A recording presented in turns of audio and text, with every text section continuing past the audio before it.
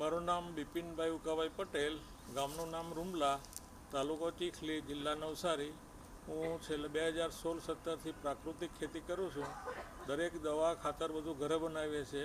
જે મેં ડાંગર બનાવેલી 3 એકર, એની અંદર આ કમોસમી વરસાદથી અમને ખાસ કોઈ નુકસાન થયું નથી. નીચે પાણીમાં બી મારી ડાંગર બધી ઉભેલી હતી અને ઉભેલી ડાંગર અમે કાપી છે અને ઉત્પાદન દર વર્ષે આવે એટલું જ અમારે છે. કમોસમી વરસાદથી અમને કોઈ વરસાદથી પ્રાકૃતિક ખેતીમાં નુકસાન થતું નથી એ અમે જોયું છે. અને એની અંદર અમે ઘન જીવામૃત, પડવો અર્ક એવી દવાઓ છાંટતા હોઈએ છીએ અને એનાથી અમને પૂરતું વળતર મળી રહેતું હોય છે. પ્રાકૃતિક ખેતીમાં ઘણા બધા ફાયદા છે.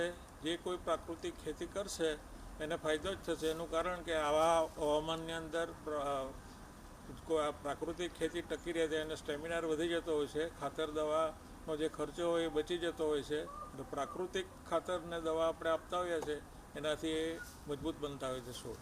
4 વીઘાની અંદર ડાંગર આશરે મારે 100 મણની આજુબાજુ થશે અને એના અમે ચોખા કાઢીશું, રાઈસ. અને રાઈસ કાઢીને પછી અમે એને કિચન સુધી જે રીતે પહોંચે એ રીતે બધું ચોખ્ખા સાફ કરીને કિલો, 2 કિલો, 5 કિલો, 10 કિલોના પેકિંગમાં અમે અમારા જે ગ્રાહક છે એને અમે પૂરા પાડશું.